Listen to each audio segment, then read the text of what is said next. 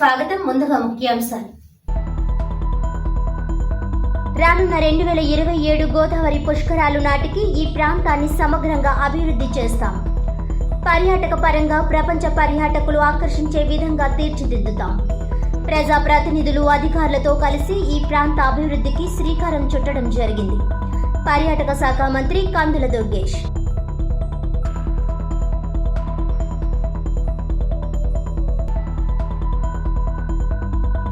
ఉచిత ఇసుక పాలసీతో ఊపందుకోనున్న నిర్మాణ రంగం, నెరవేరనున్న పేదల సొంత ఇంటి కల, రాష్ట్ర ప్రగతికి బాటలు వేయనున్న ప్రభుత్వ నిర్ణయం.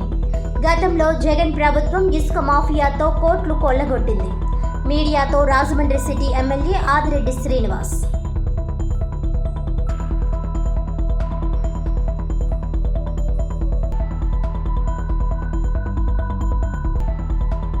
రాత్రిపూట ఇంటి నేరాలకు పాల్పడుతున్న ముద్దాయి అరెస్ట్.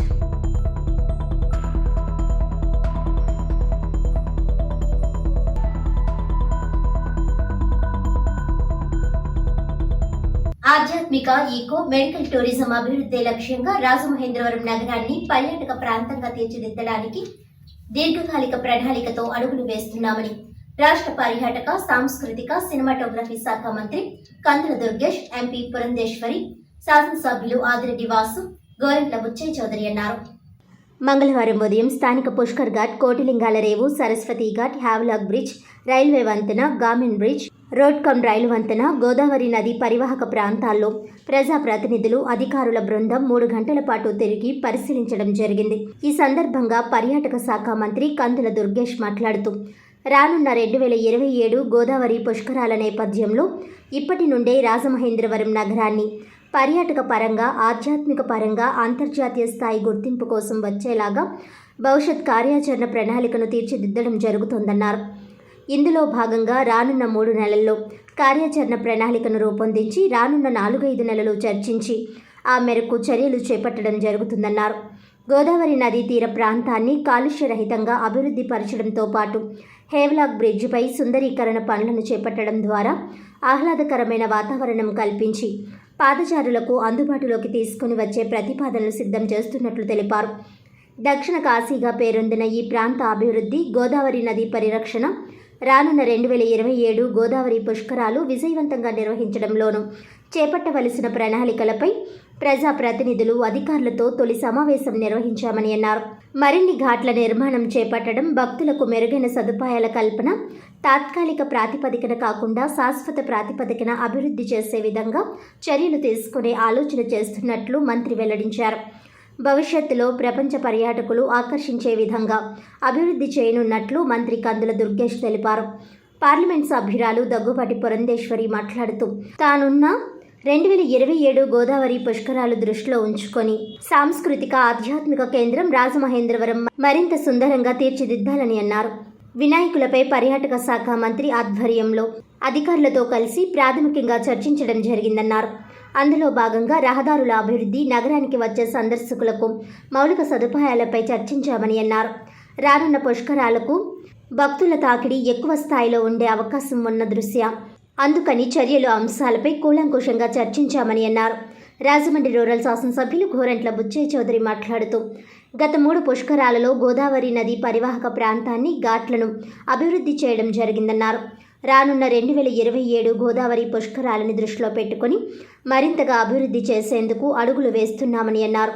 గోదావరి నది ఈ ప్రాంతం ద్వారా ప్రవహించడం ఆ దేవుడిచ్చిన గొప్ప వరమని అన్నారు. ఈ ప్రాంతాన్ని కాలుష్యరహిత ప్రాంతంగా తీర్చిదిద్దడం, టెంపుల్ టూరిజం పరంగా అభివృద్ధి చేయడం అనే 2 ప్రధాన అంశాలను దృష్టిలో పెట్టుకోవడం జరిగిందన్నారు. గోదావరి పుష్కరాల సందర్భాన్ని సద్వినియోగం చేసుకుని నగరాన్ని, గోదావరి నదీ తీరాన్ని సుందరంగా తీర్చిదిద్దే దిశగా అడుగులు వేయడం జరుగుతోందని బుచ్చయ్య చౌదరి తెలిపారు.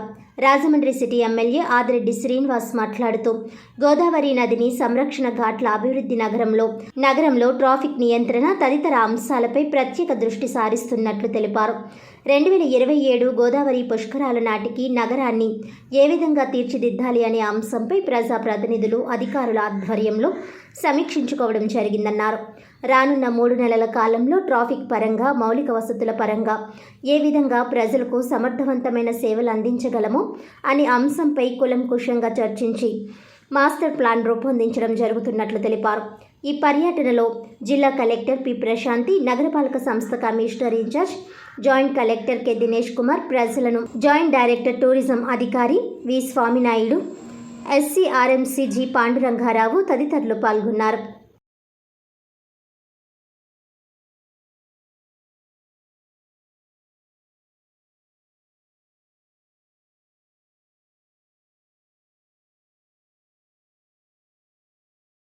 ఇవాళ సోదరులు దుర్గేష్ గారు పర్యాటక మంత్రిగా ఉన్నటువంటి సందర్భంలో వారితోటి, అదేవిధంగా స్థానికంగా ఉన్నటువంటి ఎమ్మెల్యేస్ వాసు గారు, ఆదిరెడ్డి వాసు గారు కావచ్చు, అదేవిధంగా పెద్దలు బుచ్చే చౌదరి గారు కావచ్చు, వారితో పాటుగా కమిషనర్ గారు, కలెక్టర్ గారు, మేమందరం కూడా ఇవాళ రాబోయే పుష్కరాలు అంటే 2027కి మనం అందరం కూడా పుష్కరాలు మనకి వస్తాయి, గోదావరి పుష్కరాలు కనుక ఆ సమయానికల్లా మనం ఏ విధంగా ఈ ఘాట్లని మనం డెవలప్ చేసుకోవాలి, అదేవిధంగా రాజమహేంద్రవరం ఏదైతే ఒక ఆధ్యాత్మిక చారిత్రక కేంద్రంగా ఉందో దాన్ని ఏ విధంగా మనం డెవలప్ చేసుకోవాలి అనేటువంటి విషయాల మీద ఇవాళ ఒక సమగ్రమైనటువంటి ప్రిలిమినరీ చర్చ ఇవాళ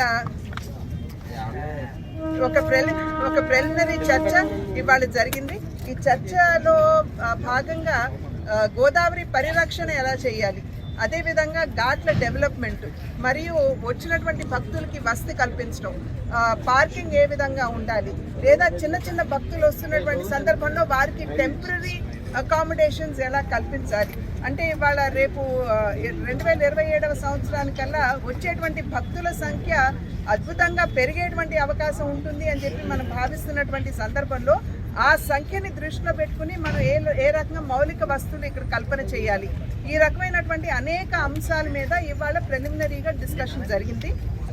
కలెక్టర్ గారు, కమిషనర్ గారు, టూరిజం మంత్రి గారు, సీనియర్ ఎమ్మెల్యే బుచ్చ చౌదరి గారు, మేము కలిపి ఘాట్లన్నీ కూడా పర్యవేక్షించడం జరిగింది. ఒకటి, నదిని సంరక్షించుకోవడం, రెండు, ఉన్న ఘాట్స్ని ఏ విధంగా ఫేస్ లిఫ్ట్ ఇవ్వడం, వస్తున్న ప్రజలకు ఏ విధంగా అసౌకర్యం కలగకుండా నగరాన్ని ఏ విధంగా 2027 పుష్కరాలకి ప్రిపేర్డ్గా ఉంచడం అన్న దాని మీద డిస్కస్ చేయడం జరిగింది. ఒక మాస్టర్ ప్లాన్తో రాబోయే 3 నెలల్లో ఒక ట్రాఫిక్ పరంగా ఏంటి, ఒక హాస్పిటాలిటీ పరంగా ఏంటి, నగరంలోని ఒక పుష్కరాలు చేయడం అంటే ఏదో ఘాట్లని మనం అంతా కూడా ఏదో సరిచేసేసి వచ్చిన భక్తులు స్నానం చేసి వెళ్ళిపోవడం కాదు, ఒక ప్రాపర్ అసెట్ క్రియేట్ చేయాలి.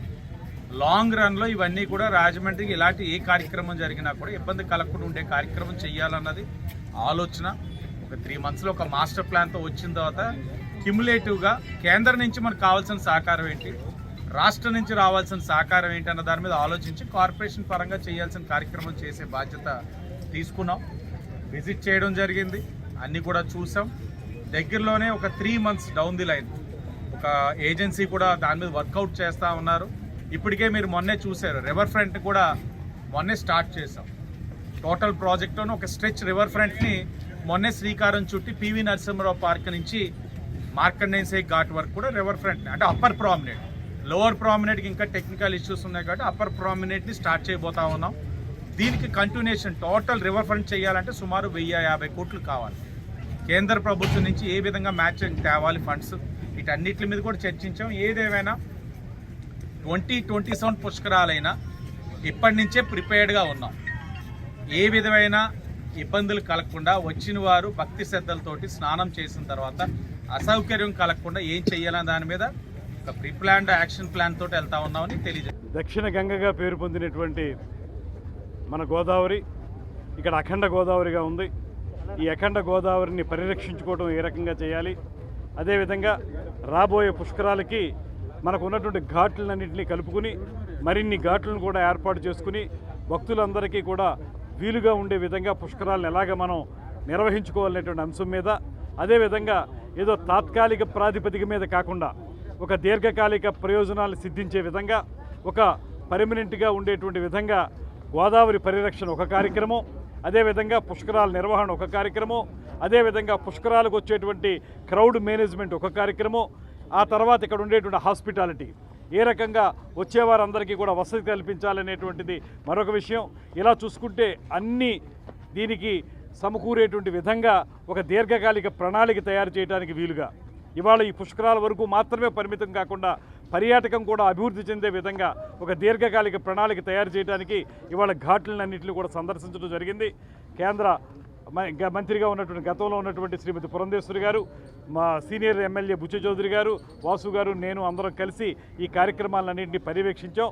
దాంతోపాటు పర్యాటకానికి పెద్దపీట వేసేలాగా ఇక్కడ అనేక రకాలైనటువంటి సౌకర్యాలు ఉన్నాయి కనుక ఒక పక్కన గోదావరి ప్రాంతం, మరో పక్కన ఎకో టూరిజం, మరో పక్కన పిలిగ్రిమేజ్ వచ్చేటువంటి ఈ ఏదైతే టెంపుల్ టూరిజం ఉందో అది, అదేవిధంగా హెల్త్ టూరిజం అన్నింటినీ కలుపుకొని ఒక కాంప్రహెన్సివ్ టూరిజం పాలసీని తయారు చేసుకుని ఈ ప్రాంతాన్ని ప్రపంచ పర్యాటకులు ఆకర్షించే విధంగా తయారు చేయడానికి వీలుగా పుష్కరాలని ఒక అవకాశంగా తీసుకుని పనిచేయాలనేటువంటి ఆలోచన మేము చేయడం జరిగింది. ప్రభుత్వం తీసుకువచ్చిన ఉచిత ఇసుక పాలసీతో రాష్ట్రంలో నిర్మాణ రంగం ఊపందుకుంటుందని రాజమండ్రి సిటీ ఎమ్మెల్యే ఆదిరెడ్డి వాసు అన్నారు. మంగళవారం లాలా చెరువు ఇసుక స్టాక్ పాయింట్ వద్ద ఉచిత ఇసుక ప్రారంభోత్సవ కార్యక్రమం అనంతరం ఎమ్మెల్యే ఆదిరెడ్డి శ్రీనివాస్, మంత్రి కందుల దుర్గేష్, ఎంపీ దగ్గుబాటి పురంధేశ్వరి, కలెక్టర్ ప్రశాంతితో కలిసి మీడియాతో మాట్లాడారు. ఉచిత ఇసుక అందుబాటులోకి రావడంతో పేదల సొంతింటి కల నెరవేరుతుందన్నారు. ఎన్నికల్లో ఇచ్చిన హామీని చంద్రబాబు అధికారంలోకి వచ్చిన నెల రోజుల్లోపే అమల్లోనికి తెచ్చారని సంతోషం వ్యక్తం చేశారు. ఉచిత ఇసుక పాలసీ పక్కాగా అమలు చేస్తూ జీవో నెంబర్ 43 అమలు చేయడంతో బడుగు బలహీన వర్గాల అభ్యున్నతికి, రాష్ట్ర ప్రగతికి బాటలు వేస్తుందన్నారు. నాణ్యమైన ఇసుక ప్రజలకు అందుబాటులో ఉంచాలన్నది తెలుగుదేశం విధానమని, పారదర్శకత, ముందు చూపుతో ఈ పాలసీ రూపొందించడం జరిగిందని ఎమ్మెల్యే వాసు చెప్పారు. ఈ నిర్ణయంతో సామాన్యులకు భారీ ఊరట లభించిందని, దీంతో తమ ప్రభుత్వాన్ని అన్ని వర్గాల ప్రజలు అభినందిస్తున్నారని పేర్కొన్నారు.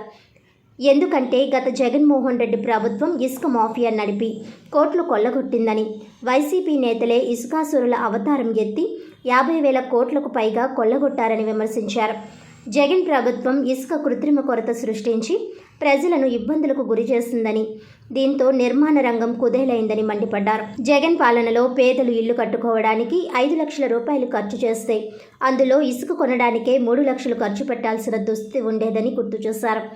గృహ నిర్మాణ శాఖకు సరఫరా పేరుతో 98 లక్షల టన్నుల ఇసుకను జగన్ అండ్ కో మింగేసిందని ధ్వజమెత్తారు. జగన్ బినామీ సంస్థ జేపీ వెంచర్స్ చెల్లించాల్సిన మొత్తం నుంచి 800 కోట్లు మినహాయించి ప్రజాధనాన్ని ధారాదత్తం చేశారని విమర్శించారు. గత 5 ఏళ్లలో వైసీపీ నేతలు మింగేసిన ఇసుకతో సుమారు 10 లక్షలకు పైగా ఇల్లు కట్టుకోవచ్చని, వారు ఏ స్థాయిలో అవినీతి చేశారో అర్థం చేసుకోవచ్చునని ఎమ్మెల్యే ఆదిరెడ్డి శ్రీనివాస్ వ్యాఖ్యానించారు. ఇలాంటి అక్రమ త్రవ్వకాలకు, అవినీతికి తావు లేకుండా రాష్ట్ర ప్రజల ప్రగతి ధ్యేయంగా ముఖ్యమంత్రి నారా చంద్రబాబు నాయుడు సారథ్యంలోని తమ ప్రభుత్వం ఈ పాలసీ రూపొందించిందని, దీనిపై నిరంతరం విజిలెన్స్ పర్యవేక్షణ ఉంటుందని తెలిపారు. సుప్రీంకోర్టు, హైకోర్టు, ఎన్జీటీ నిబంధనలకు అనుగుణంగా పర్యావరణ పరిరక్షణకు నష్టం కలగకుండా ఉచిత ఇసుకను అందిస్తామని స్పష్టం చేశారు. జిల్లా స్థాయి శాండ్ కమిటీలు ఏర్పాటు చేసి కలెక్టర్, జాయింట్ కలెక్టర్, ఆర్డీఓలు, మైనింగ్ అధికారులు ఎక్కడికక్కడ పర్యవేక్షిస్తారని ఎమ్మెల్యే ఆదిరెడ్డి శ్రీనివాస్ వివరించారు. పార్టీ నాయకులు, అధికారులు పాల్గొన్నారు.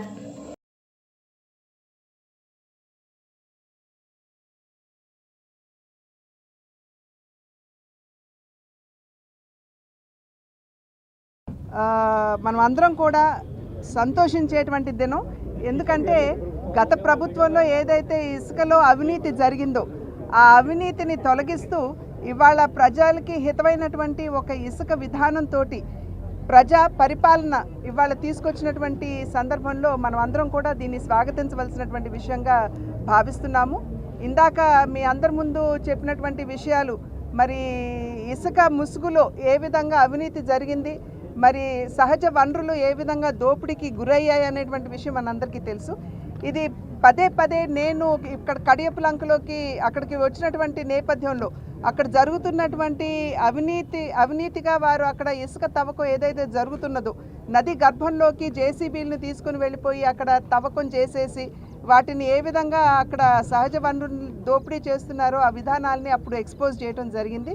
అయితే ఇవాళ ఇక్కడ చూసినట్లయితే ఏదైతే ఇందాక కలెక్టర్ గారు చెప్పారో బోట్స్మెన్ సొసైటీస్ని రివైవ్ చేస్తూ వాటి మాధ్యమంగానే ఎక్స్కవేషన్ చేస్తూ ఏదైతే శాండ్ పాయింట్కి వస్తుందో ఇక్కడ నుండి జేసీబీల మాధ్యమంగా మరి లారీల్లోకి లోడ్ చేసి పేదలకు అందించేటువంటి విధానం కనుక ఖచ్చితంగా ఇది మనం అందరం కూడా స్వాగతించాలి. ఎందుకంటే నిన్న మొన్నటి వరకు కూడా పేదవారు ఈ యొక్క ఇసుక భారాన్ని మోయలేక వారి ఇళ్ల నిర్మాణం ఆగిపోయినటువంటి విషయం మనందరికీ తెలుసు. ఎందరో పేదల కన్నీళ్లు ఇవాళ తుడుస్తూ కొత్త విధానాన్ని రాష్ట్ర ప్రభుత్వం తీసుకుని వచ్చింది. ఇది ఒక రకంగా చెప్పాలంటే ఎన్నికల ముందు ప్రజలకు ఇచ్చినటువంటి భరోసా.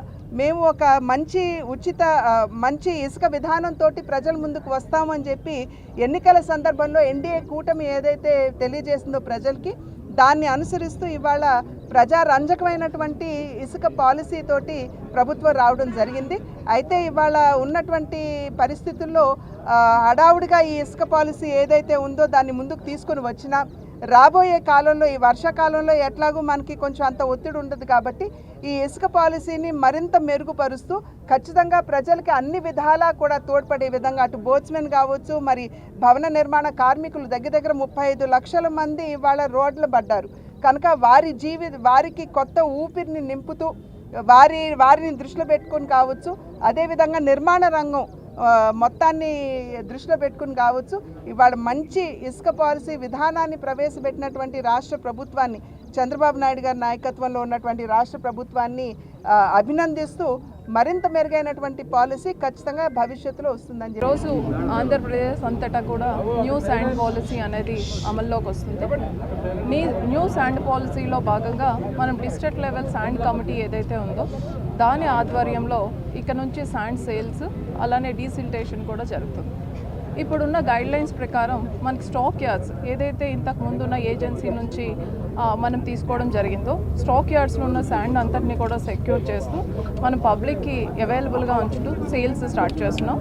దీని తర్వాత మనకి ఎన్విరాన్మెంట్ క్లియరెన్స్ వచ్చిన తర్వాత డీసిల్టేషన్ పాయింట్స్ ఏవైతే ఉన్నాయో అక్కడ డీసిల్టేషన్ కూడా బోట్స్మెన్ సొసైటీ ద్వారా స్టార్ట్ చేసి శాండ్ సేల్స్ అనేది జరుగుతుంది. ఇప్పుడు న్యూ పాలసీలో గవర్నమెంట్ తీసుకున్న ఒక ఇంపార్టెంట్ డెసిషన్ ఏంటంటే there is no revenue for the government. So sand నుంచి గవర్నమెంట్ ఏ రెవెన్యూని కూడా తీసుకోవట్లేదు, అది no profit to the government. Only మనకి స్టాట్యూటరీ డిడక్షన్స్ ఏవైతే ఉన్నాయో గ్రామ పంచాయతీ కానీ మండల్ పరిషత్కి కానీ అలానే డిస్ట్రిక్ట్ మినరల్ ఫండ్కి కానీ ఏమైతే ఇవ్వాలో ఆ స్టాట్యూటరీ డిడక్షన్స్, అలానే ఎక్స్కవేషన్ కాస్ట్ శాండ్ని తీసుకురావడానికి ఎక్స్కవేట్ చేయడానికి ఏదైతే లేబర్ ఛార్జెస్ పడతాయో అది తీసుకోవడం జరుగుతుంది. లోడింగ్కి మనం ఇక్కడ మీరు చూసే ఉంటారు, ఇక్కడ మనం కొన్ని జేసీబీస్ని అరేంజ్ చేసి లోడింగ్ చేసాం, లోడింగ్ తీసుకోవడం జరుగుతుంది. అలానే డిస్ట్రిక్ట్ లెవెల్ కమిటీ ఈ త్రూఅవుట్ ద శాండ్ ట్రాన్సాక్షన్స్ని డిస్బర్స్మెంట్ని మానిటర్ చేయడానికి కొన్ని మేము లాజిస్టిక్ అరేంజ్మెంట్స్ చేసుకోవాల్సి ఉంటుంది. కమాండ్ కంట్రోల్ రూమ్ కానీ అట్లానే స్పెషల్ టీమ్స్, విజిలెన్స్ టీమ్స్, అలానే CC camera surveillance, each divisional level ఆఫీస్లో కూడా మానిటరింగ్ ఇవన్నీ పెట్టుకోవాలి కాబట్టి దీనికి సంబంధించిన అడ్మిన్ కాస్ట్.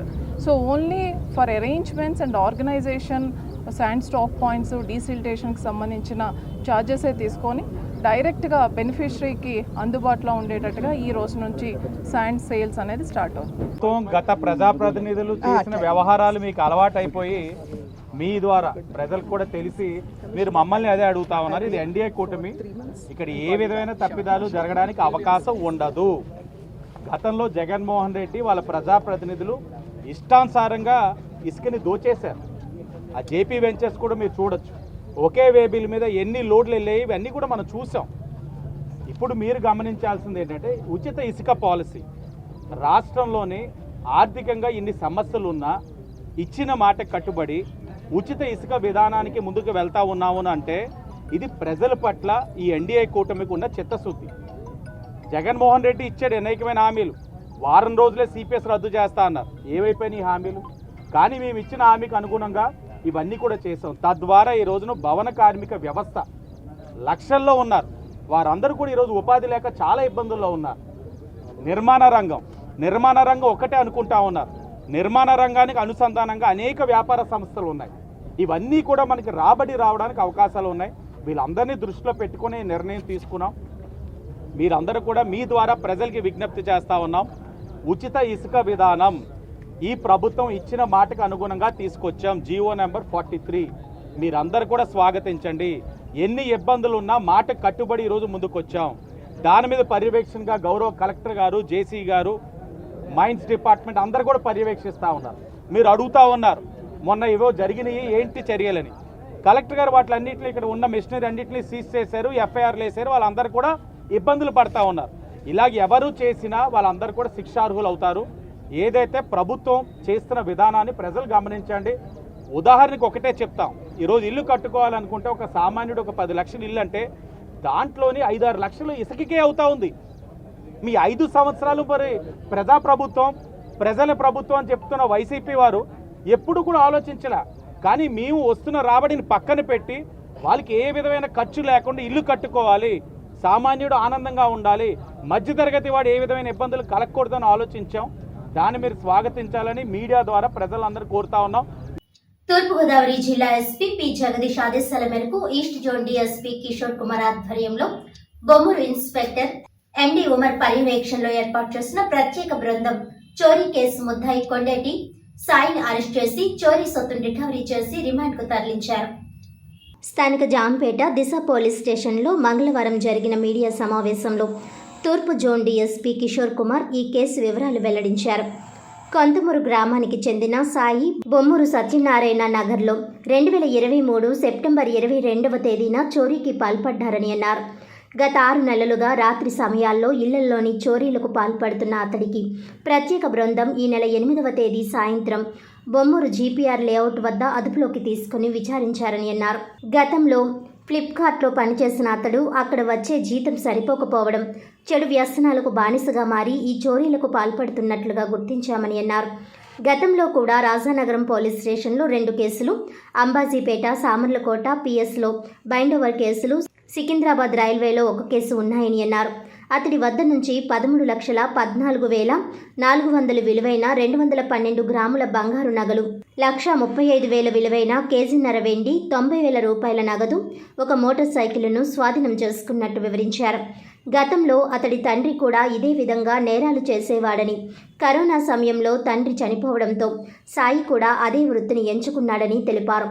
ఈ కేసు ఛేదనలో ప్రతిభ చూపిన బొమ్మూరు సిఐ ఎండి ఉమర్, ఎస్ఐలు B Srinu, R Ankarao, ASI K Satyanarayana, HCP Venkateswararao, PCK Suresh బాబులను అభినందించారు.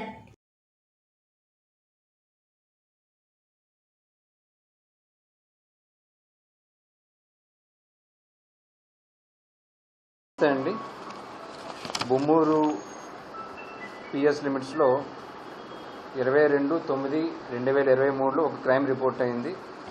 అది 311/23 అండర్ సెక్షన్ 454, 380గా రికార్డ్ చేశాము.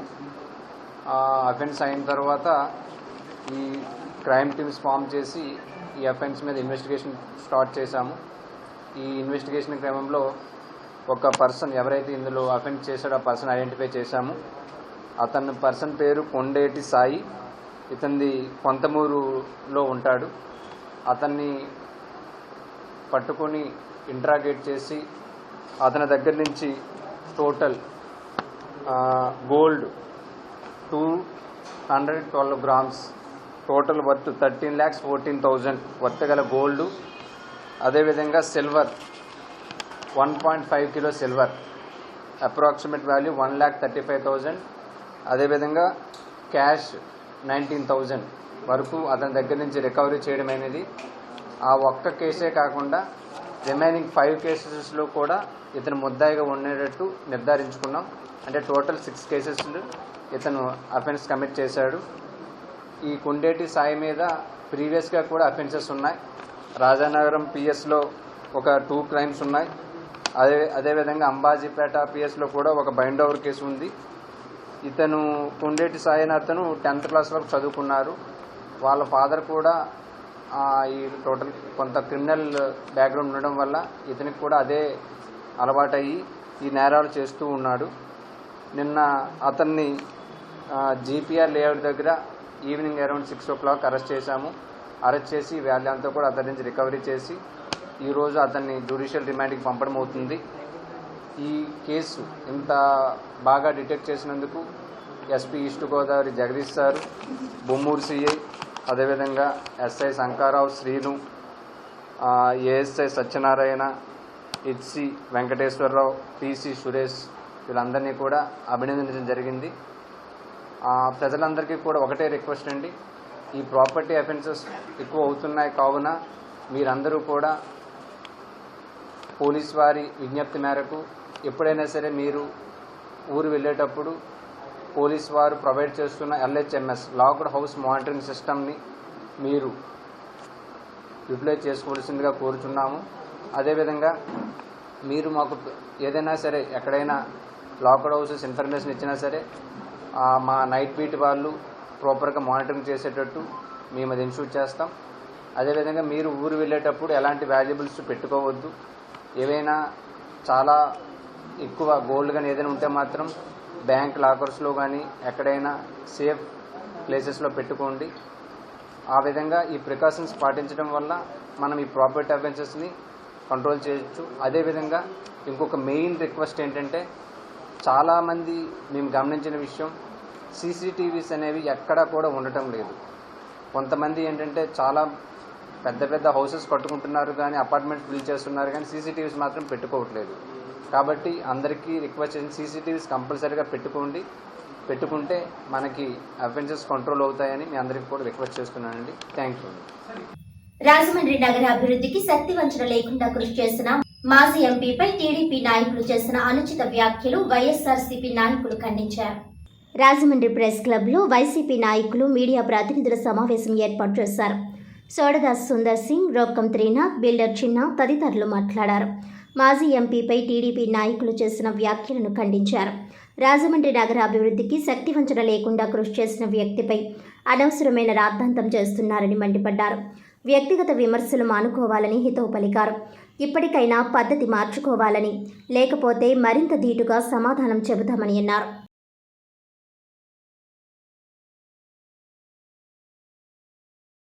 చిన్న చిన్న మనసులు వచ్చి వేదికపైకి వచ్చి ఏవేవో మాట్లాడటం, అది మన నగర వాసులు వినటానికి కూడా ఇష్టపడినటువంటి విషయం.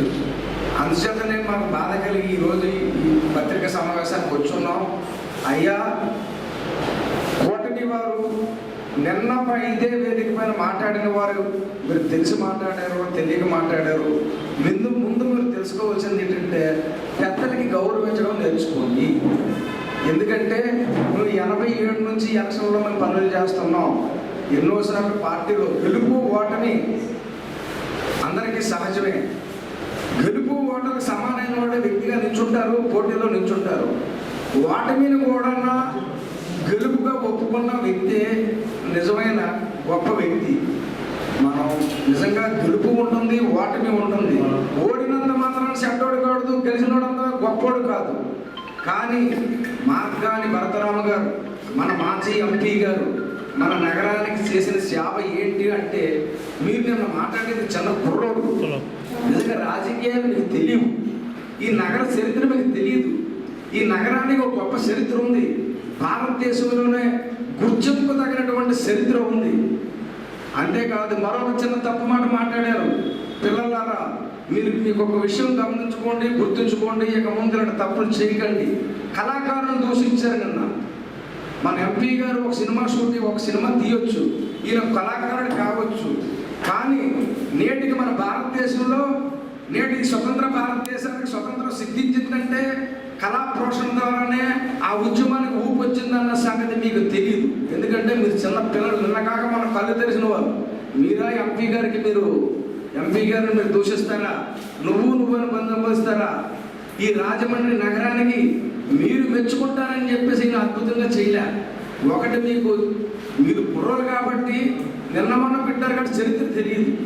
ఈ నగరంలో ఇంతవరకు మీరు పుట్టిన నుంచి చూసే ఎంపీలు కానీ, నేను పుట్టిన రాజకీయ పార్టీలు కానీ ఎంతగా అభివృద్ధి చెందలేదు మన నగరాన్ని. కానీ తెలుగుదేశం నాయకులు ఒప్పుకున్న సందర్భాలు ఉన్నాయి, మీడియా మిత్రులు ఒప్పుకున్న సందర్భాలు ఉన్నాయి. మన రాజమండ్రి నివసించే ప్రతి ఒక్కరు కూడా ఈ అభివృద్ధికి స్వాగతించారు. భరతరామ గారు అంటే అందరికీ తెలుసు. మన రాష్ట్ర వ్యాప్తంగా మన ఎంపీల్లో ఒక నెంబర్ 1 ఎంపీ స్థానం తెచ్చుకున్నాడు ఆయన. ఎందుకంటే ఈ 7 నియోజకవర్గాల్లోని మరి రాజమహేంద్రవరంలో పుట్టి పెరిగాడు కాబట్టి, మరి ఈ యొక్క రాజమహేంద్రవరం గతంలో తెలుగుదేశం పార్టీ ఉన్న మరి మురళీమోహన్ గారు ఎంపీగా ఉన్నప్పుడు మరి ఇక్కడ ఉద్ధరించేది కానీ ఇక్కడ చేసేది ఏమీ లేదు. ఆ విషయం అందరికీ కూడా తెలుసు.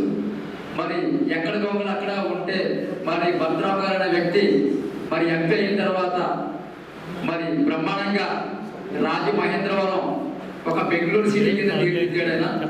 చూస్తున్నాం మొత్తం ఎక్కడికి వెళ్ళినా సరే రోడ్లు కానీ డ్రైనేజీలు కానీ ఇవన్నీ కూడా చూస్తున్నాం మొత్తం.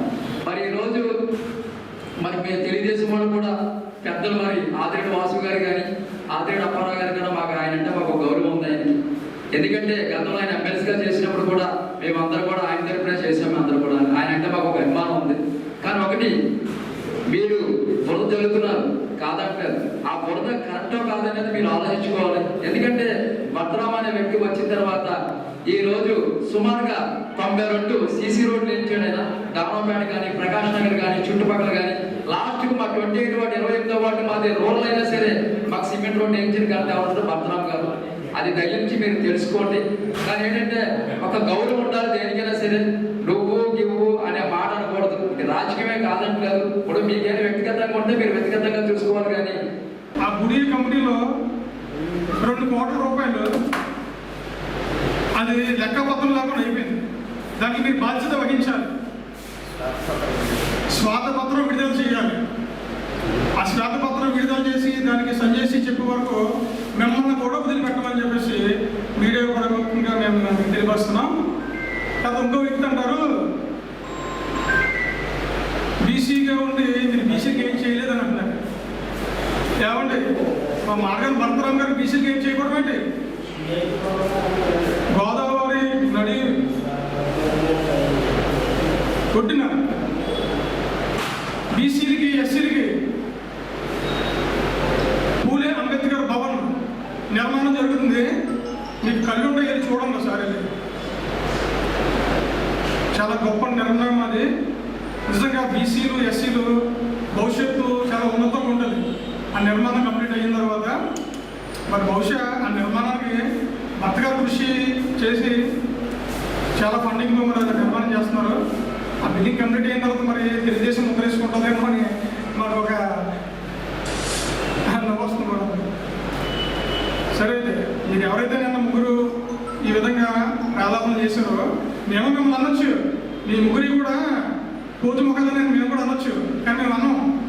ఎందుకనమంటే మాకు మా భర్తరావు గారు మమ్మల్ని ఆ విధంగా మమ్మల్ని తయారు చేశారు. మేము ఎవరిని కూడా అవగాహనపరచుకున్నాం. నగర ప్రజల సమస్యల పరిష్కారమే తన ప్రధాన లక్ష్యమని సిటీ శాసనసభ్యులు ఆదిరెడ్డి వాసు అన్నారు. సోమవారం నగరంలోని 23వ వార్డులో MLA Adireddy Vasu, ward in charge Ennamuri Deepu, నగరపాలక సంస్థ అధికారులు, స్థానిక నాయకులతో కలిసి పర్యటించారు. ఈ సందర్భంగా ఆయన మాట్లాడుతూ వివిధ సమస్యలపై ప్రజలతో చర్చించి ప్రజల యొక్క సూచనలను పరిగణలోనికి తీసుకోవడం జరుగుతుందన్నారు. గుండువారి వీధి, వాటర్ వర్క్స్ వీధి, చందాసత్రం వీధిలో తిరిగి ప్రజల సమస్యలు అడిగి తెలుసుకున్నారు. ఇక్కడ ఉన్నటువంటి డ్రైనేజీ సమస్యలు, వీధి దీపాలు, రోడ్డు మరమ్మతులు, నీటి కుళాయిలు, మ్యాన్ హోల్ సమస్యలను పరిష్కరిస్తానని తెలియజేశారు. బ్లేడ్ బ్యాచ్, గంజాయి బ్యాచ్ వంటి కార్యక్రమాలు చేయి వారిపై చర్యలు తీసుకుంటామని తెలియజేశారు. నగరవాసులకు ఎటువంటి సమస్యలు ఉన్నా వాటిని పరిష్కరించే దిశగా వారి అభిప్రాయాన్ని తెలుసుకోవడం జరుగుతుందన్నారు. ఏ సమస్య పరిష్కారానికైనా ప్రజల యొక్క మద్దతు కావాలని ఎమ్మెల్యే తెలియజేశారు. వీధులను పరిశుభ్రంగా ఉంచుకోవాలని మరియు ఎటువంటి ఇబ్బందులు ఉన్నా పరిష్కరిస్తామని, అలాగే ప్రజలు కూడా బాధ్యతగా ఉంటూ పరిసరాలను పరిశుభ్రంగా ఉంచాలని తెలియజేశారు. ఈ కార్యక్రమంలో నగరపాలక సంస్థ అధికారులు, స్థానిక నాయకులు తదితరులు పాల్గొన్నారు.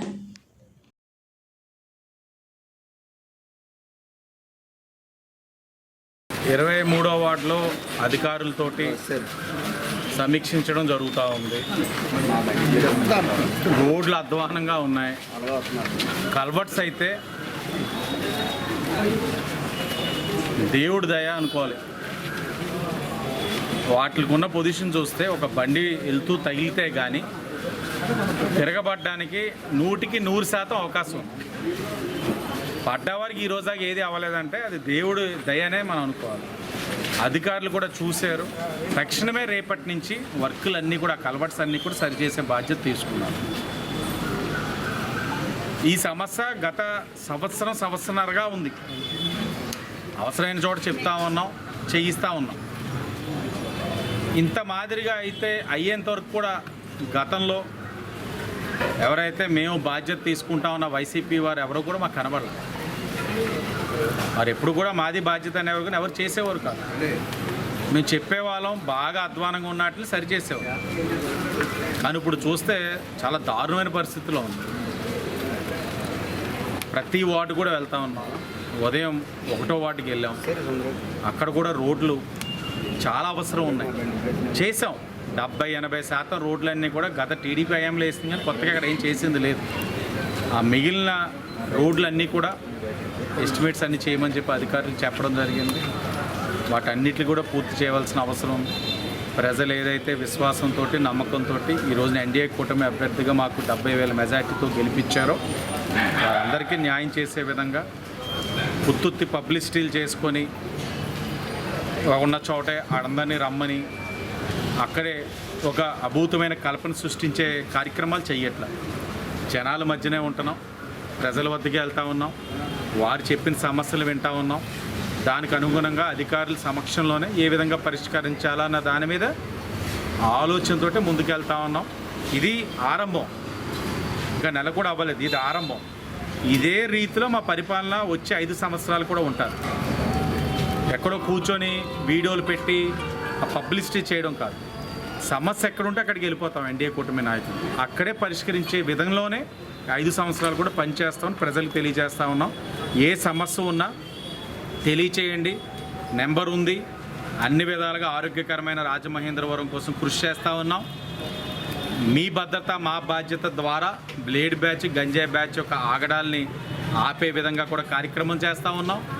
టూరిజం పరంగా నిన్నే రివర్ ఫ్రంట్ గురించి నగరంలోనున్న ప్రజలందరినీ పిలిపించి వాళ్ళకి అవగాహన కలిగే విధంగా కార్యక్రమం శ్రీకారం చుడతా ఉన్నాం.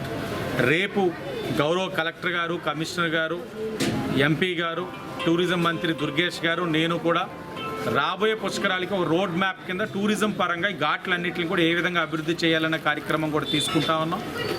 జూలై 9న అఖిల భారతీయ విద్యార్థి పరిషత్ జాతీయ విద్యార్థి దినోత్సవం సందర్భంగా విద్యార్థులు శోభాయాత్ర ర్యాలీ నిర్వహించారు. 1949 విద్యార్థి పరిషత్ ఆవిర్భావ దినోత్సవం, ఏబీపీ ఆవిర్భావ దినోత్సవాన్ని జాతీయ విద్యార్థి దినోత్సవంగా మేము అనేక సంవత్సరాల నుంచి జరుపుకోవడం జరుగుతుంది. అంటే ప్రతి ఒక్క విద్యార్థిని కలుపుకొని ప్రతి ఒక్క విద్యార్థికి యొక్క భరతమాత యొక్క గొప్పతనం ఏందో తెలియజేసి అందరినీ భరతమాత కోసం ఏదో చేయాలని చెప్పి ప్రతి ఒక్క విద్యార్థి ఒక ఉన్నత స్థానానికి వెళ్ళాలని చెప్పి ఈ విధంగా సేవా కార్యక్రమం, మొక్కలు నాటడం కావచ్చు, బ్లడ్ డొనేషన్ క్యాంప్స్ కావచ్చు, ఫుడ్ డొనేషన్ క్యాంప్స్ కావచ్చు, అదేవిధంగా మాస్ ర్యాలీ ఏవైతే ఉన్నాయో మాస్ ర్యాలీ చేసి ఉత్తేజం నింపి ఈ యొక్క భరతమాత గురించి తెలియజేయడం చెప్తుంది. ఈ యొక్క జాతీయ విద్యార్థి దినోత్సవం సందర్భంగా చెప్పడం జరుగుతుంది. Akhila Bharatiya Vidyarthi Parishad Rajahmundry Gurivella Sai state working committee member. Rajamahendravaram లోదర్గిరి మైదానంలో బ్రాహ్మణ ఆత్మబంధువు నండూరి వెంకటరమణ స్మారక రాష్ట్ర స్థాయి పురోహిత అర్చక క్రికెట్ పోటీ టోర్నమెంట్ ఉత్సాహంగా సాగుతోంది. రాష్ట్రంలోని వివిధ ప్రాంతాల నుంచి వచ్చిన క్రీడాకారులు మ్యాచ్ల్లో హోరాహోరీగా తలపడుతున్నారు. ఈ 4వ రాష్ట్ర స్థాయి లీగ్ కమ్ నాకౌట్ క్రికెట్ టోర్నమెంట్లో 16 జట్లు పాల్గొంటున్నాయి. ప్రతిరోజు 5 మ్యాచ్లు జరుగుతుందని, మ్యాచ్ ముగిసిన వెంటనే మ్యాన్ ఆఫ్ మ్యాచ్ ట్రోఫీలను నగర ప్రముఖుల చేతుల మీదుగా అందజేస్తున్నారు.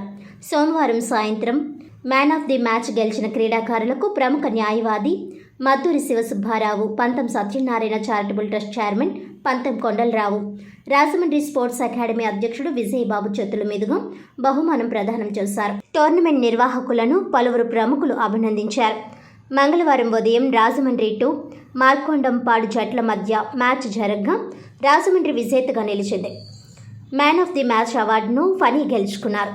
కాకినాడ టు భీమవరం జట్ల మధ్య జరిగిన మ్యాచ్లో కాకినాడ టు విజయం సాధించగా భద్రం మ్యాన్ ఆఫ్ ది మ్యాచ్ అవార్డును నగర ప్రముఖులు నండూరి సుబ్బారావు చేతుల మీదుగా అందజేశారు.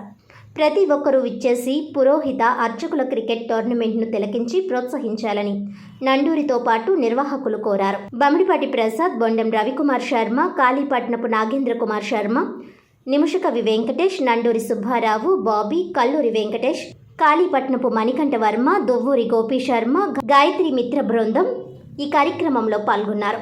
నమస్కారం అండి అందరికీ కూడా. రాజమహేంద్రవరంలో నిన్నటి నుంచి నండూరి వెంకటరమణ గారి స్మారకంగా నిర్వహిస్తున్నటువంటి రాష్ట్ర స్థాయి పురోహిత అర్చక క్రికెట్ లీగు నిన్నటి రోజున అంగరంగ వైభవంగా ప్రారంభమైంది. నిన్నటి రోజున 5 మ్యాచ్లు, మొత్తం 10 టీములు పాల్గొన్నాయి. ఈ 5 మ్యాచ్లు కూడా చాలా దిగ్విజయంగా, వాతావరణం కూడా చాలా చక్కగా అనుకరించి సకాలంలో పూర్తయ్యాయి. అన్నీ కూడా 5 మ్యాచ్ల్లో కూడా మొట్టమొదటిగా రాజమహేంద్రం 1 గాయత్రి లైన్స్ వారు, అలాగే కోనసీమ కింగ్స్ అమలాపురం వారు తలపడ్డారు. అందులో గాయత్రి లైన్స్ వారు విజయం సాధించారు. అందులో నూతలపాటి విశ్వనాథ్ శర్మ గారు మ్యాన్ ఆఫ్ ది మ్యాచ్ సాధించారండి. తర్వాత కాకినాడ 1 రుద్రాస్ వారు, అలాగే ఐబీఎం టీం వారికి 2వ మ్యాచ్ నిర్వహించడం జరిగింది. అందులో కాకినాడ రుద్రాస్ టీం వారు విజయం సాధించారు. ఆ తర్వాత అందులో రామశాస్త్రి గారు మ్యాన్ ఆఫ్ ది మ్యాచ్ విజయం సాధించారు. ఆ తర్వాత రాజమహేంద్రవరం 2 మహదేవ 11, తర్వాత కాకినాడ 2 భీమేశ్వర 11కి మధ్య మ్యాచ్ నిర్వహించడం జరిగింది. అందులో భీమేశ్వర మహదేవ 11 విజయం సాధించి రాజమండ్రి 2 టీం వారు. అందులో శ్రీపాద మనోహర్ శర్మ గారు మ్యాన్ ఆఫ్ ది మ్యాచ్ గెలిచారు. ఆ తర్వాత మళ్ళీ కాకినాడ రుద్రాసు అమలాపురం టీముల వారికి ఇద్దరికి మ్యాచ్ జరిగితే అందులో కాకినాడ రుద్రాసు టీం వారు విజయం సాధించారండి. అందులో మళ్ళీ రామశాస్త్రి గారు మ్యాన్ ఆఫ్ ది మ్యాచ్ విజయం సాధించారు. చివరగా మళ్ళీ రాజమహేంద్రం 1 ఐబీఎం మధ్య జరిగింది. ఇందులో రాజమహేంద్రం 1 టీం వారు విజయాన్ని సాధించి 5 మ్యాచ్లు కూడా నిన్న పూర్తి చేసుకోవడం జరిగింది. అదేవిధంగా ఈరోజు ఉదయం 8 గంటల నుంచి మళ్ళీ మ్యాచ్లు ప్రారంభమయ్యాయి. మొట్టమొదటిగా రాజమండ్రి 2, అలాగే మార్కండంపాడు నుంచి వచ్చినటువంటి జట్లకి జట్లకి మధ్య పోటీ నిర్వహించడం జరిగింది. అందులో రాజమహేంద్రవరం 2 వారు విజయం సాధించారు. అందులో ఫణికుమార్ శర్మ అనే వ్యక్తి మ్యాన్ ఆఫ్ ది మ్యాచ్ని గెలుపొందారు. ఆ తర్వాత కాకినాడ 2 వారికి, అలాగే భీమవరం టీం వారికి మధ్యన జరిగిన మ్యాచ్లో కాకినాడ 2 వారు విజయం సాధించి అందులో భద్రం అనే వ్యక్తి man of the match award చెందింది. ఈ తర్వాత ఇప్పుడు ప్రస్తుతం ఐబీఎం అమలాపురం జట్ల మధ్య మ్యాచ్ నిర్వహించబడుతుందండి. ఇది కూడా ఈ విధంగా ఈరోజు ఇంకో 2 మ్యాచ్లు మిగిలి ఉన్నాయి. ఇవన్నీ కూడా ఈరోజు దిగ్విజయంగా పూర్తవుతాయి. ఇలాగే ఈ వారం రోజులు కూడా ఈ టోర్నమెంట్ నిర్వహించడం జరుగుతుందండి. భారతదేశం బలీయమైన శక్తిగా ఎదగడానికి కృషి చేస్తున్నామని రాష్ట్ర ఆరోగ్య శాఖ మంత్రి వై సత్యకుమార్ యాదవ్ అన్నారు. రాజమండ్రిలో రాష్ట్ర ఆరోగ్య శాఖ మంత్రి వై సత్యకుమార్ యాదవ్ మీడియా ప్రతినిధుల సమావేశం నిర్వహించారు. ఈ సందర్భంగా ఆయన మాట్లాడుతూ 25 కోట్ల పేదలు పేదరికం నుండి బయటకు వచ్చారని అన్నారు. అలాగే రైతులకు సబ్సిడీ వ్యవసాయాన్ని అందుకుంటూ ఆయుష్మాన్ భారత్, సురక్షా బీమా యోజన, అటల్ పెన్షన్ లాంటివి ప్రధాని మోదీ విజన్లో భాగమని విశ్లేషించారు. 5 ఏళ్లు వైఎస్ఆర్సీపీ అవినీతి కోరల్లో ఆంధ్రప్రదేశ్ రాష్ట్రం చిక్కుకొని విలవిల్లాడిందని అన్నారు. రాష్ట్రంలో లక్షల కోట్ల అప్పులు కనిపిస్తున్నాయి. అప్పుల ఆంధ్రప్రదేశ్గా వైఎస్ఆర్సీపీ రాష్ట్రాన్ని మార్చేశారని మండిపడ్డారు. కేంద్రం మంజూరు చేసిన సంక్షేమ పథకాలను సైతం తమవిగా వైఎస్ఆర్సీపీ ప్రచారం చేసుకుందని ఆగ్రహం వ్యక్తం చేశారు. వైఎస్ఆర్సీపీ కేంద్రం నిధులన్నీ దారి మళ్లించాయి. రాజకీయ నాయకులే కాకుండా అధికారులు సైతం పాల్గొన్నారు. ఈ అంశంపై తీవ్రమైన చర్యలు ఉంటాయని హెచ్చరించారు.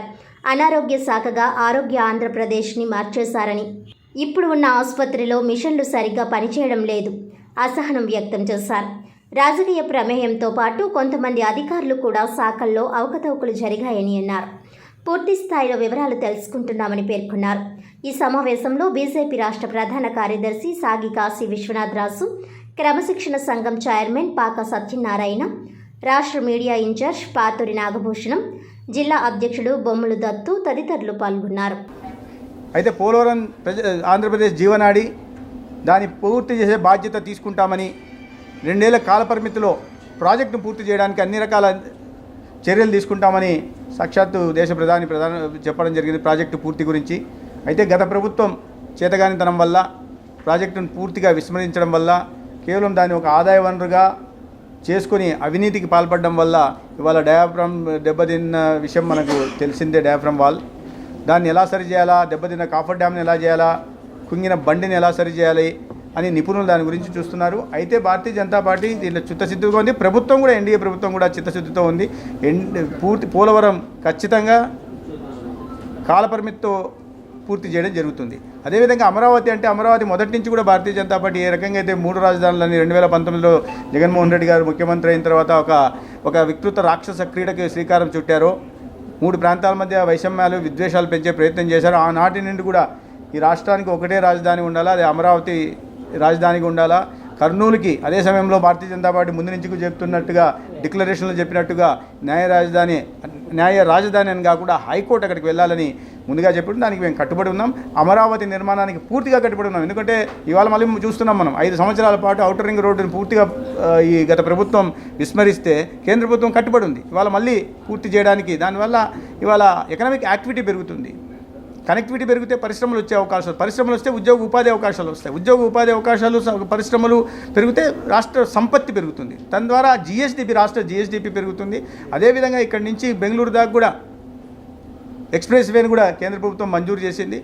అమరావతికి చుట్టూ అభివృద్ధి కార్యక్రమాలు తీసుకుంటూ దాదాపు 60,000 కోట్ల విలువైన కేంద్ర ప్రభుత్వ విద్యా సంస్థలను తీసుకురావడం ఉంది. అభివృద్ధి ప్రాజెక్టులను కూడా మంజూరు జరిగింది, దాంట్లో చాలా వరకు పూర్తయి ఉన్నాయి కూడా.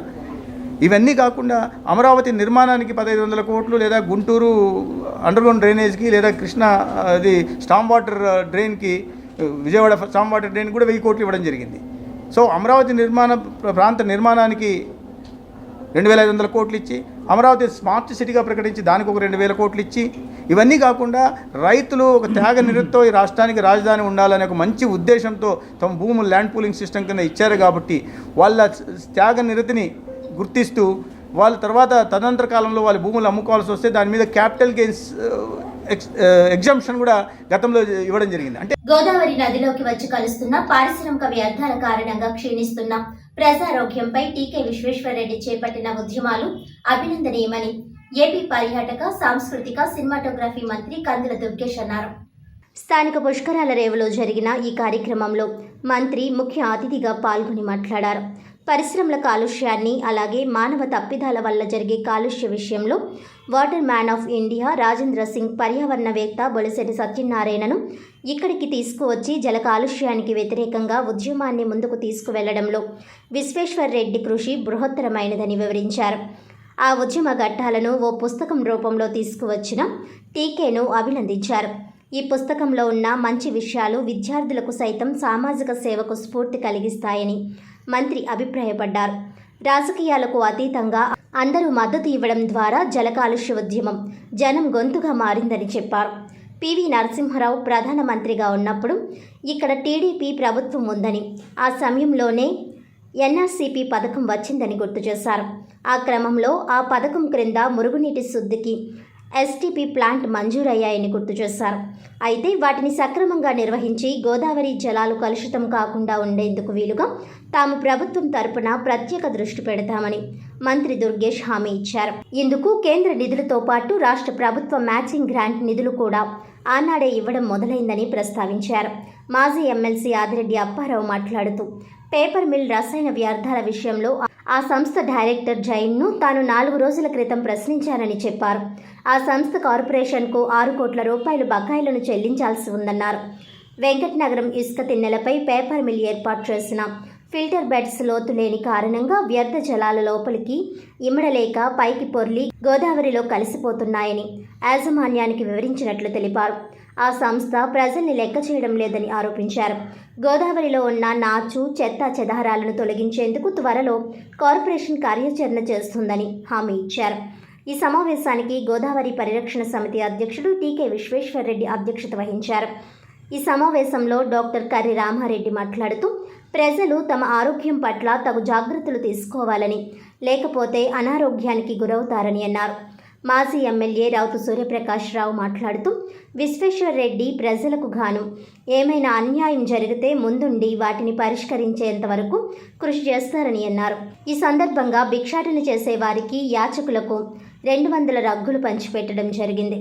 జనసేన నాయకులు అనుశ్రీ అత్తి సత్యనారాయణ, ఆదిత్య గంగిరెడ్డి, వైఎస్ఆర్సీపీ నాయకులు doctor Guduri Srinivas, LV Prasad, Janasena Rajahmundry city అధ్యక్షులు Ernagula Srinivas, Challa Satyavani, KK Sanjeevarao, box Prasad, Pinisetti Subbaraju, Jala Nataraj, Kanuboyina Sagar, Barrekondababu, Donga Suresh, Adinarayana, B Apparao, N Apparao, Desireddy Balaramanaidu, SVV Reddy, Chundru Veerabhadrarao, K Praveen, Jith Mohan Mitra, doctor Rajasekhar తదితరులు పాల్గొన్నారు. మనం అర్థం చేసుకోవడం ద్వారా ఏ రకంగా మనం మంచినీటిని పరిశుద్ధంగా ఉంచాలి, కాలుష్యానికి దూరంగా ఉంచాలనేటువంటి ఆలోచన చేయడానికి అవకాశం దొరుకుతుందనేటువంటి మాటని నేను నమ్ముతున్నాను.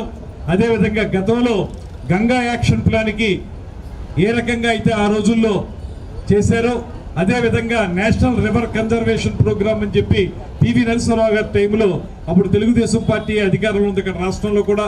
అక్కడ పివి నరసింహరావు ఇక్కడ తెలుగుదేశం పార్టీ రెండూ కలిసి నేషనల్ రివర్ కన్జర్వేషన్ ప్రోగ్రాం కింద రాష్ట్ర వ్యాప్తంగా ఉన్నటువంటి గోదావరి పరివాహక ప్రాంతంలో కాలుష్యం తగ్గించడానికి ఇవాళ ఉన్నటువంటి చాలా దోబిఘాట్లు కానీ, సులభ కాంప్లెక్స్ కానీ, అదేవిధంగా ఎస్టీపీ సూయస్ ట్రీట్మెంట్ ప్లాంట్ కానీ ఇవన్నీ కూడా ఆ రోజున ఆ ప్రోగ్రాంలో పొందుపరచబడినవే. కేంద్ర ప్రభుత్వ నిధులు రాష్ట్ర ప్రభుత్వం యొక్క మ్యాచింగ్ గ్రాంట్ తోటి ఆ రోజున ప్రారంభించారు. వాటిని సక్రమంగా నిర్వహించాల్సిన బాధ్యత మన మీద ఉంది. ఎందువలనంటే ఈ దోబిఘాట్లు అదేవిధంగా సులభ కాంప్లెక్స్లు మంచి ఏర్పాటు చేసుకుంటే గోదావరి నదీ కాలుష్యం తగ్గుతుందనేటువంటి మాటతోటి అది కార్యక్రమాన్ని మనం చేపడుతున్నాం. అదేవిధంగా పారిశ్రామిక వ్యర్థ జలాలు ఏవైతే ఉన్నాయో ఇవాళ విశ్వేశ్వరరెడ్డి గారు గట్టిగా చెప్పేటువంటి మాట, మన పేపర్ మిల్లు తాలూకు పారిశ్రామిక వ్యర్థ జలాలు ఇక్కడ కలుస్తాయనేటువంటి మాట చెప్తున్నారు. ఆ కలవటం మనందరికీ తెలుసు. పైన అక్కడ అవి కలుస్తూ ఉంటే డౌన్ స్ట్రీమ్లో మనం వాటర్ వర్క్స్ ఉంది. అంటే కాలుష్యంతో ఉన్నటువంటి నీటినే మనం మళ్ళీ తీసుకుని మంచినీరుగా రాజమండ్రి నగరానికి సప్లై చేస్తూ ఉన్నాం. నాది ఒకటే ఆలోచన, గోదావరి పరిరక్షణ. ఈ రోజున ఈ గోదావరి పరిరక్షణ గురించి మేము ఒక రోజున ఇక్కడ మీటింగ్ చేసి మాట్లాడాం. కానీ ఈ 5 ఏళ్ళు ఇక్కడ ఉన్నటువంటి ఆ నాయకుడికి, అంతా నేనే చెప్పుకునే గొప్ప నాయకుడికి ఈ ప్రజల యొక్క ఆరోగ్య సమస్యల పట్ల నాకున్న అనుభవం మీకు చెప్తున్నా. గతంలో కూడా ఎస్టీపీ ప్లాంట్ని దాన్ని ఆచరణలో పెట్టి ఆవా ఛానల్, నల్లా ఛానల్, రాఠీ ఛానల్ ఈ 3 కూడా సిటీలోంచి ఈ మురికంతా కలిపి ఒక చోట కలుస్తాయి. అక్కడి నుంచి ఒక పెద్ద డ్రైన్ ద్వారా ఎస్టీపీ ప్లాంట్కి వెళ్తుంది. ఆ ఎస్టీపీ ప్లాంట్లో దాన్ని ట్రీట్ చేసిన తర్వాత అక్కడి నుంచి మన ధవళేశ్వరం సాయిబాబా గుడి అవతల గోదావరిలో విడిచిపెడతారు. అది ప్రొసీజర్. పెట్టి వాళ్ళు అందరూ వచ్చారు. రాజమండ్రి సిటీలో అన్ని పార్టీలకు అతీతంగా ఆగో తెలుగుదేశంలో అందరూ ఆదిరెడ్డి అప్పారావు గారికి గనిగిస్తారు, అందరూ వచ్చారు. జనసేన, దుర్గేష్, వెళ్ళాలా లేదు, అన్ని పార్టీల వాళ్ళు అన్ని సంఘాల వాళ్ళు వచ్చి కూడా మద్దతు తెలియజేశారు. కానీ ప్రజల నుంచి మాత్రం పూర్తి స్పందన లేదు. ఎందుకంటే ఈ ఫ్రూట్ జ్యూస్కి జనం అలవాటు పడిపోయారు. ఎందుకు నాకు తెలియదు, కానీ చాలా హ్యాపీ. జనం పెద్దగా స్పందించలేదు, కానీ పొలిటికల్ అందరూ కూడా వచ్చారు. దీనికి నరేంద్ర మోడీ గారు స్పందించి సార్ మీరు గంగానదిని ఏ రకంగా శుభ్రం చేశారో అలాగే మా రాజమండ్రి దక్షిణ కాశీ దీన్ని ఎందుకు చేయరంటే గంగానదిలో ఒకప్పుడు 20-30 ఏళ్ళ క్రితం స్నానం చేస్తే కాళ్ళు చేతులు మొండలు తగిలి, ఇప్పుడు వెళ్తే స్నానం చేస్తే నీళ్ళు తాగితేనే కానీ గంగానదిలో బయటికి రావు, అంతా శుద్ధి చేశారు. మా రాజమండ్రి ఎందుకు చేయారంటే 54 కోట్లు నమామి గోదావరి కింద శాంక్షన్ చేయడం జరిగింది. జగన్ గారు ఇక్కడికి వచ్చాడు మన మున్సిపల్ స్టేడియంకి. విశ్వేశ్వరరెడ్డి దీక్షేత్రం రమ్మంటే వెళ్ళాను. నేను వెళ్తే ఏంటి అని అన్నాడు. ఏంటి ఇలా 34 కోట్లు మ్యాచింగ్ గ్రాంట్ కావాలన్నా అంటే నువ్వు లెటర్ తెచ్చావు అన్నాడు. తెచ్చానంటే ధనంజయ రెడ్డికి ఇచ్చా అన్నాడు. ఇచ్చిన తర్వాత తాడేపల్లి వెళ్ళి మరి ఆయన సాధారణంగా మ్యాచింగ్ గ్రాంట్ అంటే పెద్ద ఇష్టపడ్డా ఎవరికి, కానీ నాకు మాత్రం 34 కోట్లు రిలీజ్ చేశాడు. 34, 54, 88 ఇంకొక 7 కోట్లు కావాలంటే మున్సిపాలిటీ వాళ్ళు ఇచ్చారు. 95 కోట్ల రూపాయలతోటి 60 MLD effluent treatment plant Ukkumpeta దగ్గర ఆదిమూలపు సురేష్ మినిస్టర్ వచ్చి శంకుస్థాపన చేసాడు. ఈ లోపల ఎలక్షన్లో వచ్చినాయి. ఇప్పుడు దాన్ని కంప్లీట్ చేయవలసిన బాధ్యత ఎవరి మీద ఉంది? ఆదిరెడ్డి అప్పారావు అందరూ చెప్తారు. చేపట్టినటువంటి 2 కార్యక్రమాలు కూడా చాలా అద్భుతమైనటువంటి కార్యక్రమాలు. మొదటిది ఏంటంటే ఈ గోదావరి నదీ కాలుష్యాన్ని అది నివారించడం కోసం అనేటటువంటిది. జబ్బుల గురించి మనం చూసినట్టయితే ఇంచుమించు ఆరోగ్యాన్ని దెబ్బతీసేటటువంటి సగానికి సగం జబ్బులు నీటి నుంచి వచ్చేవి. ఇప్పుడు మనకి ఏదైనా ఒక జ్వరం, టైఫాయిడ్ ఉందనుకోండి, అది ఎక్కడి నుంచో వస్తుందని అనుకుంటాం, కానీ అది నిజానికి నీటి నుంచే వస్తుంటుంది. అది కలుషితమైన నీరుతో ఉండేటటువంటి ఆహారం మనం తీసుకోవడం ద్వారా టైఫాయిడ్ వస్తుంటుంది. పూర్వం కలరా అలాంటివి వచ్చేవి, ఇప్పుడేమో అవి తగ్గినాయి. కానీ గ్యాస్ట్రోఎంటరైటిస్ అన్నది చాలా కామన్గా మనం చూస్తుంటుంటాం. అమీబియాసిస్ అనే పదం మనం చాలా తరచుగా వింటుంటాం. ఇవన్నీ కూడా, ఇలాంటివన్నీ కూడా నీటి వల్ల వచ్చేటటువంటివి. అవి కేవలం ఏదో అజీర్ణం లేకపోతే ఏదో విరేచనాలు పట్టుకోవడంతో సరిపెట్టవు. అవి దానికి సంబంధించినటువంటి టాక్సిన్స్, ఆ విష పదార్థాలు, ఆ క్రిములు అవన్నీ కూడా శరీరం అంతటి వ్యాపించి శరీరం అంతటిని పాడు చేస్తాయి. ఇదంతా ఒకప్పుడు భయంకరమైనటువంటి విషయం అయితే అంతకంటే మించిన భయంకరమైన విషయం ఏంటంటే కెమికల్ పొల్యూషన్. ఈ కెమికల్స్ అనేటటువంటిది ఒక పక్క నుంచి పరిశ్రమల నుంచి వదిలేస్తున్నారు, రెండో పక్క నుంచి పొలాల్లో ఇష్టం వచ్చినట్టు కొట్టేస్తున్నారు. ఇష్టం వచ్చినట్టు కొట్టే ఈ క్రిమి సంహారాలు అన్నీ కూడా అవి గోదావరిలో కలిసిపోతుంటుంటే ఇవన్నీ కూడా వాటికి సరైన ట్రీట్మెంట్ జరగనట్టయితే అవన్నీ కూడా మన కడుపులోకి వెళ్ళిపోతుంటాయి. మీలో ఎవరిని అడిగినా సరే మీలో కాళ్ళు లాగిన వాళ్ళు ఎవరైనా ఉన్నారా? టిడ్కో ఇళ్ల సంక్షేమ సంఘం తూర్పుగోదావరి జిల్లా కలెక్టర్ కి వినతి పత్రం అందించారు.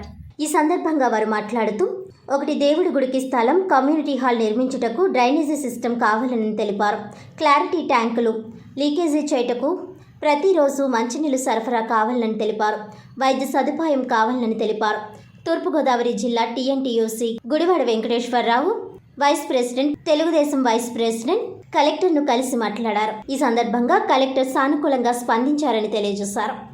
ఈ కార్యక్రమంలో గుడివాడ వెంకటేశ్వరరావు, పట్నాల అబ్బులు, కాశీరాజు, కింతాల వీరబాబు తదితరులు పాల్గొన్నారు. సార్ నమస్కారం అండి. మనకి ఆల్కాడ్ గార్డెన్ 17వ వార్డులో డివిజన్లో మనకి ఆంటోనీ గారు ఆధ్వర్యంలో చాలా వరకు కూడా మ్యాక్సిమం డ్రైన్స్ బొగ్గుల దెబ్బ డీసిల్టింగ్ చేయడం జరిగింది. ఇప్పుడు మెయిన్ డ్రైన్ పెట్టడం జరుగుతుంది. బొగ్గుల దెబ్బ దగ్గర నుంచి అప్ టు ఐల్గేట్ జంక్షన్ వరకు కూడా మెయిన్ డ్రైన్ సిల్ట్ తీయడం జరుగుతుంది. దానివల్ల మన బొగ్గుల దెబ్బలో వాటర్ ఎక్కడ నిలబడకుండా ప్రవహించే మార్గం సులువు అవుతుంది. అలాగే అంబికానగర్లోనే మనకి రైల్వే కల్వర్ట్ ఒకటి కడుతున్నారు రైల్వే వాళ్ళు. అది కల్వర్ట్ ప్రపోజల్లో ఉంది, రన్నింగ్లో ఉంది, కడతారు. కాబట్టి అక్కడ స్టాగ్నేట్ అవుతుంది వాటర్. అది ఎప్పటికప్పుడు మోటార్తో ఏ రోజుకి ఆ రోజు 2 పూటలో కూడా మోటార్తో మేము వాటర్ని బయటకి వేయించడం జరుగుతుంది. అలాగే సొమ్మునూరు వాటర్ మాత్రం పంప్ హౌస్ కొడుతున్నారు IOC దగ్గర. ఆ పంప్ హౌస్ అయిపోగానే అక్కడ వాటర్ కూడా స్టాగ్నేట్ లేకుండా మనకి క్లియర్ అవుతుంది. అందరికీ నమస్కారాలు.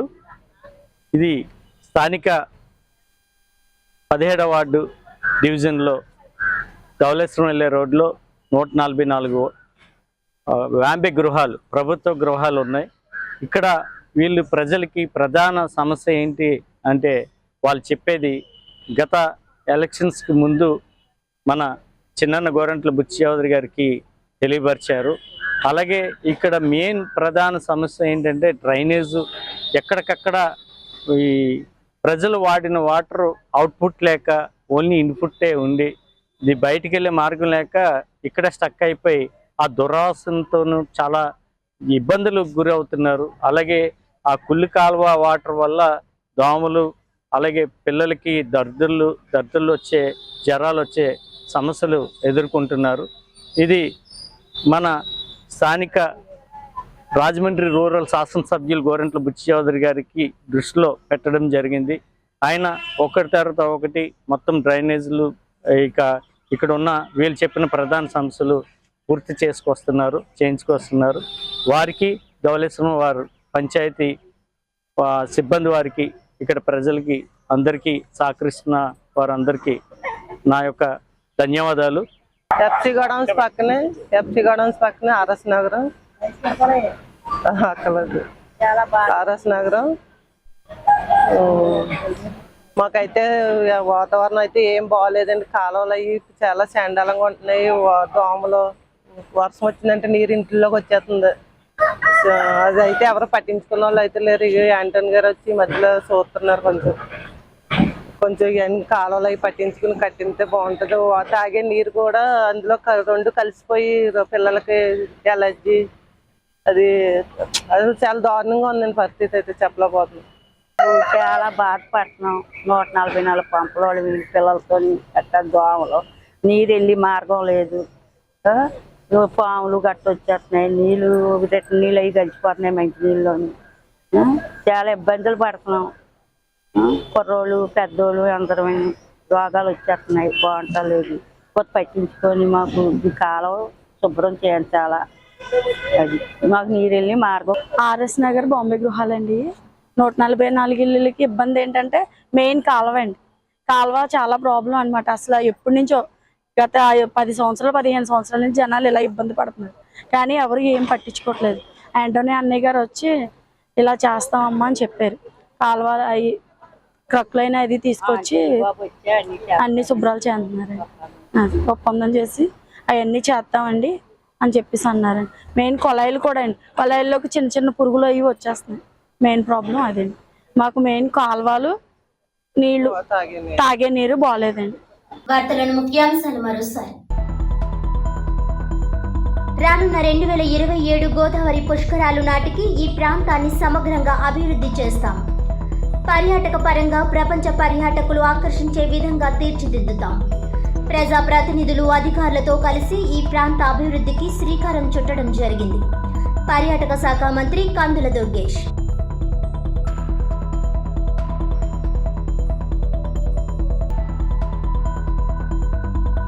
ఉచిత ఇసుక పాలసీతో ఊపందుకోనున్న నిర్మాణ రంగం, నెరవేరనున్న పేదల సొంత ఇంటి కల, రాష్ట్ర ప్రగతికి బాటలు వేయనున్న ప్రభుత్వ నిర్ణయం. గతంలో జగన్ ప్రభుత్వం ఇసుక మాఫియాతో కోట్లు కొల్లగొట్టింది. మీడియాతో రాజమండ్రి సిటీ ఎమ్మెల్యే ఆదిరెడ్డి శ్రీనివాస్.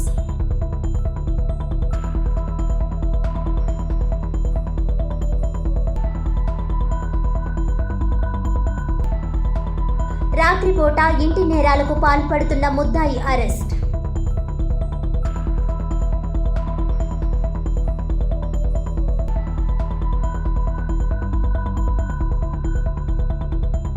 ఈనాటి వార్తలు ఇంతటితో సమాప్తం. తిరిగి వచ్చే బులెటిన్లో మళ్ళీ కలుద్దాం. అంతవరకు సెలవు. నమస్కారం.